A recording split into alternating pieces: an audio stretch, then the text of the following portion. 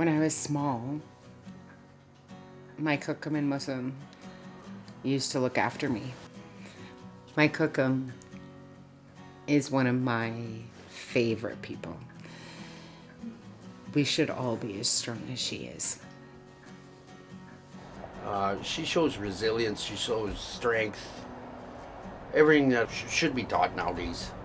I mean, that's just the way it is. What can I say? There's really not much I can say. I love her to death. Yeah, my boys are four, like Donald, Mickey, Leroy. Now I do, with Mickey, Donald, and Lee are left, and Joey passed away. So I had four boys. But I lost my son when he was 47, Joey. Now the rest are all 50s. Leroy's 57. Elizabeth's 54, 55, 56, Leroy. Leroy, what you call him, going on 60. Donald? Wow. And your mom's 61. They're all up there. How old is Kathy? She'll be 65 in November. I'm 82, going on 83. So, February, March, April, 4 more months I'll be 84. How long were you and Muslim together? We're together close to 60 years. 60 years, cookum. It's a long time. No, I like to stay in the middle. Well, how old were you when you and Muslim got together? I was only 15 or something like that. I was just young. How old I was wanted he? to get out of there. Yeah. My mom was so mean and miserable with me. I couldn't do nothing. I couldn't breathe. Couldn't do nothing. So I had to do something. So I went with him to trying to get away, but it was no better. When you got 7 kids, I never drank. I never done nothing. I tried my best to raise my kids. And that's the way I You am. even worked at the restaurant or something, I didn't you? worked in a restaurant for 7 years, 6, 7 years. Then I dressed fish. When I went to school, I done everything to try to raise my kids, okay? But he got sick. And we didn't have nobody to look after him. We looked after him. Yeah. We took him to the hospital. We done everything for him. I done everything for him before he passed away.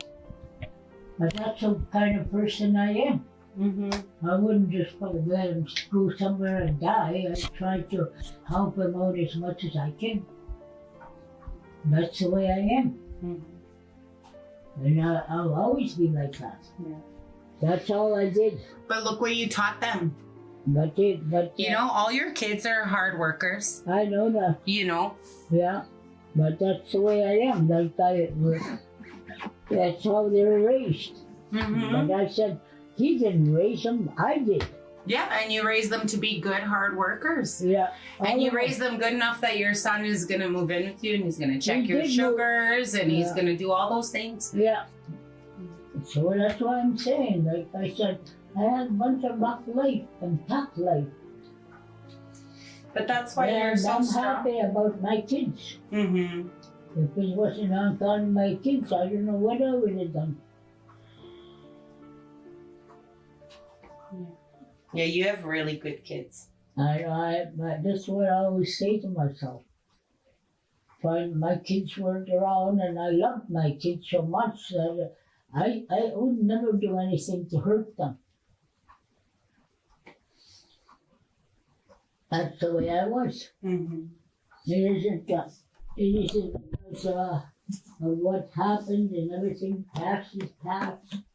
And you're so strong. How many times the doctor said like they didn't think you were, you know, like I you were wasn't too gonna sick, make it. you weren't gonna make it. That Oh, happened how many yeah. times? Look how strong you are. Look at Elizabeth told me I got 9 lives. Yeah, I think you do. I don't. I think so. You've had like a long life, and your kids are all. You got to see. Look at all. You got to see your kids all grow up. You got to see your grandkids all grow up, and now you're watching your great grandkids grow up. I know. I got 4. Your great grandkids. Yeah, you get there's to 4 see. of them. Yeah. That's great. Gonna go great. Mm-hmm. I know. How many of you guys were there? I think there was 8 of us. There was more than that, but my mom lost a couple of twins. And a boy named Abel. He had pneumonia and he died because they were living across the lake. So he passed away.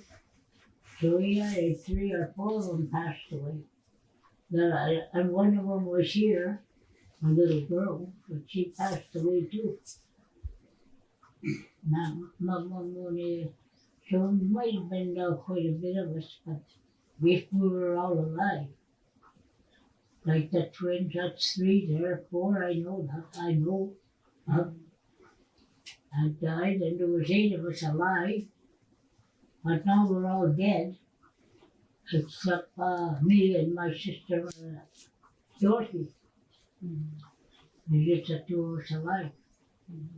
The rest of my family died. My mom, my dad, my auntie, my whole everybody, except me and Dorothy. Oh, there's Linda. They always say my sister, but she's not my sister. Everybody thinks she is. I thought she was. No. That's my older sister, Margaret. That's her daughter. But my mom raised her. You know what I'm saying? Yeah. Peanut's mom. Yeah.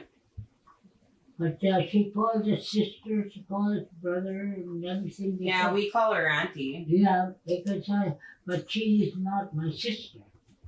We all know that. But she calls us sister, brothers, and things. So there's nothing you do. She was brought up like us. So there have been 3 of us if we count touring. Yeah. Yeah, that's a lot. Yeah. That's a lot gone too. Well, all of them are gone. And I really miss my sisters. Especially that mean one. Tilly? Yeah. Yeah. I love Auntie Tilly. She used to make me watch this one and she used to make faces at me, do everything to me after I got a good licking. That's how she was. Yeah. You know, but when she was ready to go, like she had cancer, she was in the hospital, and she was really bad shape. I went to see her, me and her were sitting there talking and everything, and she asked me to forgive her. I said, forgive you for what? She said, for all the things I've done to you, boy, I was mean to you. She said. I said, oh, forget about it. That happened a long time ago. I said, don't even think about it. That's the way, and yet that when she passed away, she was trying to tell me how sorry she was doing things to me. That's how we were brought up, I guess. And her, she was spoiled rotten. Well, you'll see her again. Huh? You'll see her again. That's my son. That's the one I miss. I usually go to Edmonton and see her. And then go to me and Mickey here. The Muscle used to go and see them in Edmonton. I used to make a bunch of hamburger and moose hamburger and everything, and I used to take fish and I used to take them to my dad because my dad couldn't eat. He had something wrong in his throat and he couldn't swallow. So I was trying to get something easy for him to swallow. Hamburger was easy and fish was easy. So I used to take him some fish, and oh, she used to, he used to like that, my dad. When did he pass on? Huh? When did your dad pass on? 86, I think. 1986, and he was 84, but he was 1 month away from his 85th birthday. Oh. And he passed away. Did I ever meet him? Well, I so beast, yeah, he's a crazy old man. but you know, he was a good person. Yeah. I've never ever seen him get in a fight. Nothing. He just fights with my mom because he was always sticking up for me. But otherwise, no. He was just my dad. But he worked every day of his life. He was living across the railroad track. My dad worked in the sawmill, and he worked there for years, driving a horse team and everything. And every night, no matter how drunk he was always working, every day. He'd work till the mill shut down. Then they went dressing fish. My mom used to dress fish. Oh my God, you'd never catch up to her. Nobody could. You just like you put a little fish there, it's gone. She was a real good dresser. So was Matilda. Yeah? Yeah. We dressed over 400 boxes one time. Just 4 of us. My dad, my mom, Matilda, and me. Were your hands just cramping afterwards? Not really. We were young, eh? Oh. We could challenge everything when we were young. And I was fatter than this. But when I got sick, I started losing weight. But anyway, we done a lot of things. When we were young, we dressed, we cleaned up, my dad, and I used to get it, my dad, finally I got caught. He used to send me for a $25 voucher so we could go shopping every week for groceries. My dad's worked up there, and they had an office there, and I got sent to go to get the voucher. So we could go and my mom and them could go shopping for groceries. Eh? Yeah. So I'd go there, and on the way back, I liked tomato juice. So I used to nab one from my dad's bill and a wagon wheel. I love wagon wheels. I had wagon wheel, and I had that and drinking. I'd finish it by the time I got home. But then I got caught finally, and I couldn't do nothing anymore. They wouldn't send me to get the voucher.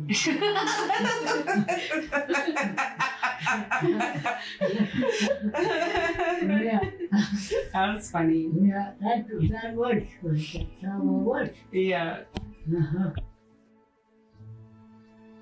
Sometimes my dad was so there, he'd take me rabbit hunting just to get away from my mom.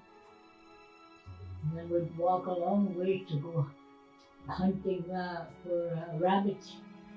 And then we'll get so far away from my parents, and he said, "You never get a chance to play," my dad would say. "No, I can't play, I can't do nothing." I said, "Well, you go play, but don't let your brothers and sisters see you." So I had to just play, and I went and played with Shirley and Bonnie Bean. We had their mom was running a cookhouse. So we used to go there and play. I used to go play with them there. And then I'd go to, my dad would tell me to go certain time to go back. So I'd go meet him where he told me when we could go home, but then I'd carry a rabbit. Here, carry this rabbit. Say you caught it. Yeah, that's what my dad used to tell me to do. Aw, Cookum. Yeah. I bet you miss your dad too. I miss my home. I wish my family was all alive. No matter how it was treated, I don't care. But they were my family. And I loved my family. I still miss them. I miss my mom. Miss my dad. That's the way I am.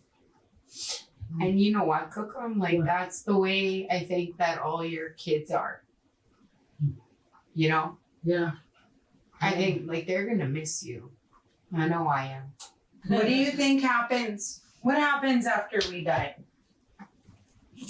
We just die and lay there in bed 6 feet underground, I guess. That's it? That's all I do. Don't you think you Well- get to go see your family? Oh, I don't know. You might see them before you go. Remember that story you told me about?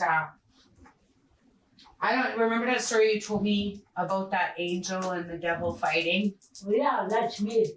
So that story, how can you have experience like that and then think that Well, I was nothing happens? I was alive. I know, I but went to bed. I went to sleep, and this devil kept following me around when I was young. I was in foster care because this boss is a devil. His name is Foss. I don't know if he was walking around here when he was young, but devil, I don't know. But I was so scared I couldn't even go outside. I was one of them people that you get scared of every little thing. And that devil scared the hell right out of me. So like he'd come up here to me all the time. And then come there and laugh at me, and whistle around with his tail and every goddamn thing. And then one day I was had kids already and I was sleeping and here he comes. All of a sudden a beautiful woman came and he said, I'm going to fight with him. I might not win, but I'm going to try. I said, okay. So they went at it and she won. And she come at me and she said, he'll never bother you again. I never was scared of anything in my life after that. It's just like she was there all the time with me. Yeah. You know what I'm saying? Yeah. And that's how I felt. But I did go to church every day when we had a church. I had my catechism, I've done everything. But now they break our church, so we got no church. Otherwise, I would have started going again. She always goes to church. We were always taught to go to church. When we were young, I used to be able to talk it in Cree, now I forgot it.